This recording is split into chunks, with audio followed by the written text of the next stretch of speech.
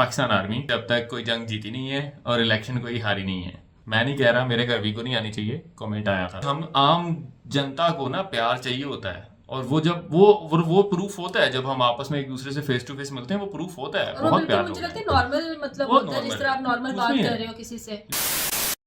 Hello. कैसे हैं आप सब? उम्मीद आप सब ठीक होंगे, खैरियत से होंगे, मज़े में होंगे। हम भी ठीक हैं। मैं किरण हूँ, ये नुमान है और हम लाहौर पाकिस्तान से हैं। आज की जो हमारी वीडियो है उसको शुरू करने से पहले हमेशा की तरह हमारी वीडियोस को लाइक करें, चैनल को सब्सक्राइब करें बिल्कुल बेल आइकन के साथ, क्योंकि बेल आइकन नहीं प्रेस करेंगे तो आपको वीडियोस की नोटिफिकेशन नहीं मिलेंगी। और मैं देख रहा हूँ आजकल नोटिफिकेशन पे नहीं आते आप लोग, आया करो यार, अच्छा लगता है मुझे। अच्छे कमेंट्स किया करें, comment सजेशंस दिया करें, किस वीडियो पे रिएक्शन चाहिए आपको। बिल्कुल। सो आज की जो वीडियो है ये मतलब इंटरेस्टिंग वीडियो है। नागा रेजिमेंट है the head Hunter of Indian army. क्या है मुझे नहीं पता, नागा रेजिमेंट क्या होता है, हेड हंटर क्या है, कोई कुछ अंदाजा नहीं है। सो अच्छा है, वीडियो देखेंगे जरा, थोड़ा इन्फॉर्मेशन में इजाफा होगा। और ये वीडियो जिन्होंने सजेस्ट की है, भाई आई एम सॉरी, हमने इस वीडियो बनाने से पहले हमने दोनों ने कोशिश की हम आपका नाम प्रोनाउंस कर सकें, नहीं हुआ हमसे। सो मैं कमेंट मेंशन कर रहा हूँ। थैंक यू सो मच आपकी सजेशन के लिए। और भी जो लोग देख रहे हैं, हमारे भाई लोग, जो भी आप लोग देख रहे हो, सजेशन दो अपनी अपनी, जिस पर अभी आपको रिएक्शन चाहिए उसका नाम, उसका लिंक भेजो। अगर कुछ नहीं समझ आ रहा क्या करना है तो दिल बना के भेज दो। सो हम वीडियो को स्टार्ट करते हैं, बाकी की बातें वीडियो के बाद करेंगे। So let's start the video. 1 2 3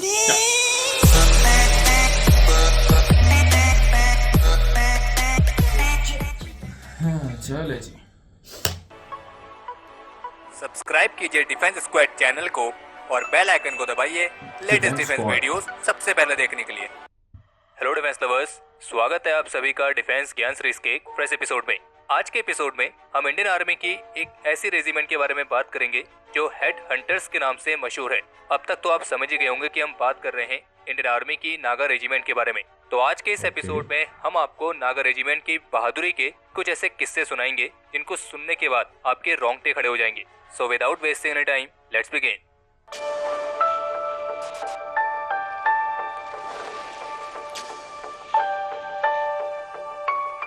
1970 में स्थापित हुई नागा रेजिमेंट इंडियन आर्मी की सबसे यंगेस्ट इन्फेंट्री रेजिमेंट में से एक है, और जो इसकी सबसे पहली बटालियन थी उसे रानीखेत में स्थापित किया गया था, यानी कि वही जगह जहां पे इंडियन आर्मी की हाईएस्ट डेकोरेटेड कुमाऊं रेजिमेंट का रेजिमेंटल सेंटर भी है। और जो ये नागा रेजिमेंट है ये कुमाऊं रेजिमेंट के साथ ही एफिलिएटेड है।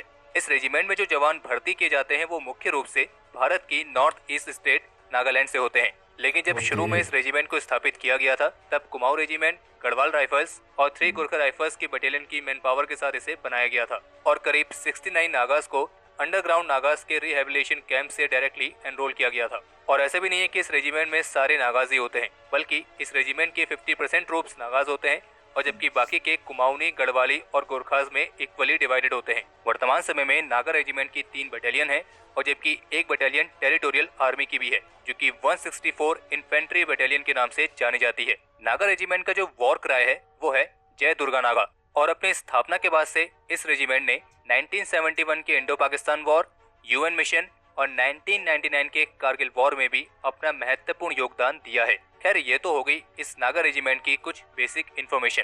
अब आते हैं इस रेजिमेंट से जुड़े कुछ ऐसे इंसिडेंट पर जिनको जानने के लिए ही आप में से अधिकतर लोग इस वीडियो को देखने आए हैं। तो जैसे कि वीडियो की स्टार्टिंग में हमने आपको कहा था कि जो नागा रेजिमेंट है ये मुख्य रूप से द हेड हंटर्स के नाम से जानी जाती है, यानी कि एक तरीके से ये नागा रेजिमेंट का निकनेम है।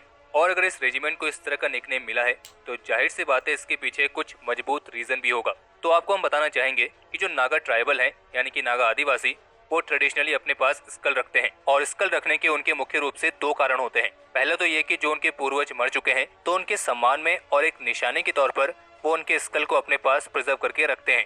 और दूसरा कारण ये है कि ये अपने उन दुश्मनों के स्कल भी रखते हैं जिन्हें इन्होंने मारा होता है, और मरे हुए दुश्मनों का स्कल उनकी जीत की निशानी होता है। तो मुख्य रूप से ये 2 कारण हैं जिस वजह से इन्हें हेड हंटर्स भी कहा जाता है। और संजय चौधरी द्वारा लिखी गई एक बुक जिसका नाम है डिस्पैचेस फ्रॉम कारगिल, इस बुक में एक इंसिडेंट के बारे में बात की गई है जिसमें 17 जाट बटालियन का एक सिपाही अपने सीनियर से इन नागा रेजिमेंट के सोल्जर्स के बारे में पूछता है, साहब सुना है ये सर काट के ले जाते हैं और इंसान भी खा लेते हैं। और नागा रेजिमेंट के दुश्मनों के अंदर इतना खौफ है कि उन्हें इतना डर है कि नागा रेजिमेंट के सोल्जर्स के हाथ अगर ये पड़ गए तो नागा रेजिमेंट दुश्मनों को बंदी नहीं बनाती है बल्कि सीधा फैसला ऑन द स्पॉट कर देती है। बाकी तो आप समझ ही सकते हैं हम क्या कहना चाह रहे हैं। इसके अलावा नागा रेजिमेंट से जुड़ा एक इंसिडेंट ये भी है कि जब इस रेजिमेंट की 2nd बटालियन को जम्मू कश्मीर में कुपवाड़ा डिस्ट्रिक्ट के किरन सेक्टर में इंडक्ट किया गया था और जहां उन्हें 24 किलोमीटर लंबी एलओसी की सुरक्षा की जिम्मेदारी दी गई थी और साथ ही साथ वहां पर उनका ये भी काम था कि वे एंटी नेशनल एलिमेंट्स और उनके ऑपरेशंस को भी काउंटर करें। और इसी सेक्टर पर तैनात रहते हुए जो 2nd नागा बटालियन थी उसने ऑपरेशन रोमियो नाम के एक लैंडमार्क ऑपरेशन में भी पार्टिसिपेट किया था और इस ऑपरेशन रोमियो के साथ उनका प्रमुख उद्देश्य था एलओसी पर अपना डोमिनेशन स्थापित करना, यानी कि दुश्मनों से ज्यादा खुद एलओसी पर हावी रहना ताकि दुश्मन भारत में घुसपैठ ना कर सकें। और अब आप इस रेजिमेंट की कुशलता के बारे में इसी बात से अंदाजा लगा सकते हैं कि ये जो पूरा ऑपरेशन था ये इतने प्रिसाइज तरीके से अंजाम दिया गया था कि भारत की तरफ एक सिंगल कैजुअलिटी भी नहीं हुई थी। इतना ही नहीं बल्कि ये भी कहा जाता है कि जब स्टार्टिंग में नागा रेजिमेंट को एलओसी पर डिप्लॉय किया गया था तो पहले होता यह था कि एलओसी पर जब आर्मी की कोई नई रेजिमेंट डिप्लॉय होती थी तो Pakistani army cross border firing करके उस रेजिमेंट का एक तरीके से स्वागत करती थी, यानी कि एक तरीके से वे डराने की कोशिश करते थे और ये दिखाना चाहते थे कि उनका डोमिनेशन ज्यादा है। और जब नागा रेजिमेंट एलओसी पर आई तब भी पाकिस्तानी काउंटर पार्ट्स ने यही किया, उन्होंने नागा रेजिमेंट की फॉरवर्ड पोस्ट पर मोर्टार शेल से हमला किया, लेकिन नागा रेजिमेंट ने उस समय उस हमले के लिए रिटेलिएट नहीं किया और पाकिस्तान की तरफ से करीब 2 मोर्टार शेल नागा रेजिमेंट की फॉरवर्ड पोस्ट पर फायर किए गए थे। लेकिन तब तक पाकिस्तानी आर्मी को नहीं पता था कि वे गलत पंगे ले रहे हैं। तो फिर हुआ यह कि लगातार अगली 2 रातों तक कुछ पाकिस्तानी सोल्जर्स सीमा पार करके भारत की तरफ आते, नागा रेजिमेंट की पोस्ट पर हमला करते और वापस भाग जाते। और जब 2 रातों तक लगातार ऐसा हुआ तो फिर नागा रेजिमेंट के सोल्जर्स ने उन पाकिस्तानी सोल्जर्स को पकड़ने के लिए एक जाल बिछाया और अब की बार जब पाकिस्तानी सोल्जर्स आए तो उनमें से 2 को नागा रेजिमेंट के सिपाहियों ने पकड़ लिया और उन्हें पकड़ के पेड़ से बांध दिया और उनके सामने अपना ट्रेडिशनल नागा डांस परफॉर्म किया। हालांकि इस वाले इंसिडेंट को लेकर यह भी कहा जाता है कि ये जो पूरी घटना हुई थी ये भारत की तरफ नहीं बल्कि पाकिस्तान की तरफ हुई थी और नागा रेजिमेंट के सोल्जर्स पाकिस्तान की तरफ गए थे उन्हें सबक सिखाने के लिए और उनको उनकी ही जगह पर बांध दिया था।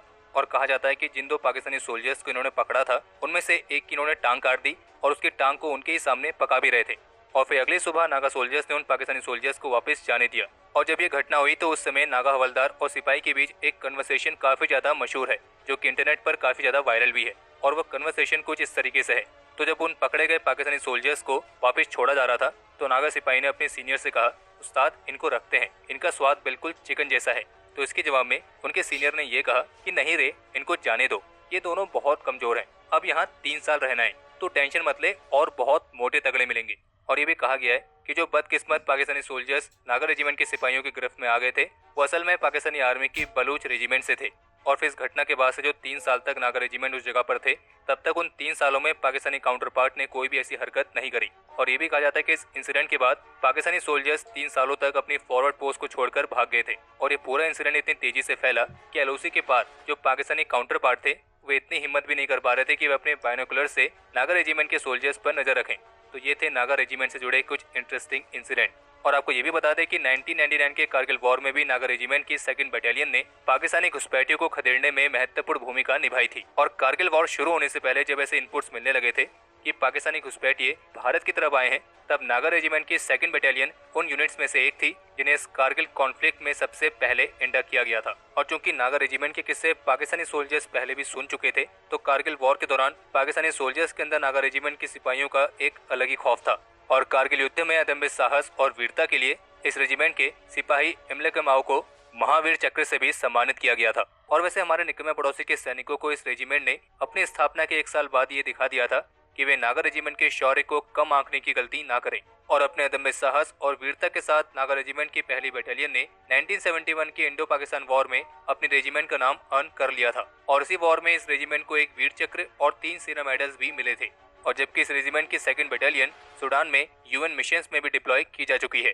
बाकी इस रेजिमेंट को 1 महावीर चक्र, 8 वीर चक्र, 1 कीर्ति चक्र, 6 शौर्य चक्र, 1 युद्ध सेवा मेडल, 1 विशिष्ट सेवा मेडल और 48 सेना मेडल से सम्मानित किया जा चुका है। और मेजर डेविड मोनलम भी इसी रेजिमेंट के योद्धा थे जिन्हें मरणोपरांत कीर्ति चक्र से सम्मानित किया गया था और जो लप्पा ऑपरेशन के दौरान वीर गति को प्राप्त हुए थे।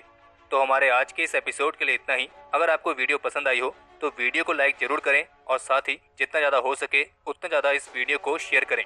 बाकी आपका कोई भी सुझाव या सवाल हो तो कमेंट सेक्शन में आप लिख सकते हैं और अगर चैनल को सब्सक्राइब नहीं किया है तो सब्सक्राइब जरूर कर लें और ये बिल्कुल फ्री है। अच्छा, मुझे ना नागालैंड और नागा रेजिमेंट से ना मुझे थोड़ी सी रिजेम्बलेंस लग रही थी, क्योंकि मुझे नागालैंड का पता है। मैंने पुराने चैनल हमारे पे मैंने नागालैंड के ऊपर रिएक्शन किया हुआ है। वहाँ का एक कोई सॉन्ग था जो मतलब उधर का कल्चरल सॉन्ग था, उस पर हमने रिएक्ट किया था। और नागालैंड के लोग बड़े प्यारे हैं, ठीक है, उन्होंने बड़े प्यार से, उनकी अपनी जुबान होती है वहाँ पे। वो याद है, वो हमने एक देखे था वर्ल्ड क्लीनेस्ट विलेज के नाम से, और वो जो बंदा गया हुआ था घूमने के लिए पहाड़ों के ऊपर, जहाँ पर बारिश ही होती रहती थी, बारिश होती थी वो ज़्यादा। उस तरह का इलाका है नागालैंड का। अच्छा, ठीक है, जहाँ पे याद है वो लोगों की जुबान भी और थी, वो बड़ी मुश्किल से समझ पा रहे थे इंग्लिश भी और बड़ा हिंदी वो भी। केयर कर रहे थे उसकी। हाँ, जो लोग गया हुआ था, उस तरह का एरिया है वो नागालैंड वाला। अच्छा, तो वो उधर के लोग भी बड़े प्यारे हैं। मुझे बहुत अच्छे कमेंट आए थे वहां से लोगों के, बड़े बड़े प्यार करने वाले लोग हैं, अच्छे लोग हैं, ठीक है। तो ये जब मैं वीडियो स्टार्ट करने लगा था ना ये नागा रेजिमेंट का, तो मुझे थोड़ा सा रिजेम्बलेंस लग रही थी। मैं यार हो सकता है नागालैंड के लोग हों यार, ठीक है, अच्छा है। फौज के रिलेटेड मुझे कोई खास इन्फो नहीं है, तो मैं कमेंट नहीं कर सकता कि क्या अच्छा है और क्या मतलब बेहतर है या नहीं है, इसके ऊपर मेरा कोई कमेंट नहीं है। ये है। बाकी अगर आप लोगों को आप लोग चाहते हैं हम नागालैंड के ऊपर, जो नागालैंड से देख रहे हैं वो ज़रूर हमें पहले बताएं और हार्ट बना के भेजें। और अगर आपको चाहिए कि नागालैंड के ऊपर हम कोई वीडियो बनाएं, सो प्लीज़ उसका नाम या उसका लिंक हमें ज़रूर भेजें ताकि हम उसके ऊपर रिएक्शन दें। एंड जहाँ बात रही यार पाकिस्तान आर्मी और इंडियन आर्मी की लड़ाई की, तो वो तो हमें भी पता है अब, ठीक है, आफ्टर इंटरनेट, कि हम कोई मतलब जीते नहीं है, ठीक है, वो तो हमें भी पता है अब।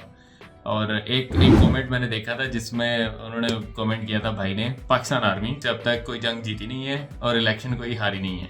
मैं नहीं कह रहा, मेरे घर भी को नहीं आनी चाहिए, कमेंट आया था, ठीक है। सो यार देखो भाई, आप अपनी जगह ठीक हो गए भाई, मैं आपको ये नहीं कहता आप ठीक हो, क्योंकि आपको पता है, मैं नहीं कहूँगा। नहीं ठीक है यार, सब अपनी अपनी जगह ठीक है। देखें यार, एक बंदा गलत भी होता है ना, उसको अपनी जगह पे ये लग रहा होता है कि मैं ठीक हूँ बाकी सब गलत हैं, तो हो सकता है किसी ना किसी दिन यार हमारी आपस की जो अंडरस्टैंडिंग है वो अच्छी हो जाए।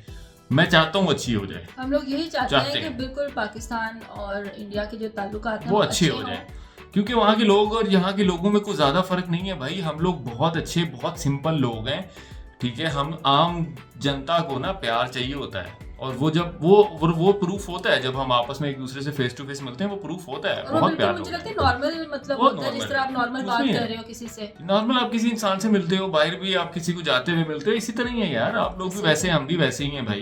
अगर आप लोग भी जाते हुए मिलेंगे तो आप बॉलीवुड की मूवी की तरह हम आपको अस्सलाम वालेकुम भाईजान कैसे हैं, हम ऐसे नहीं बोलते, हम भी नॉर्मली कहते हैं ब्रो हाउ यू, इसी तरह ही होते हैं, ठीक है। तो ऐसे ही हैं, हम भी आम लोग ही हैं भाई। So thank you so much for watching this video guys, and make sure to like this video और बताना किस पर रिएक्शन चाहिए। See you in the next one. Till then, be happy, take care, bye bye.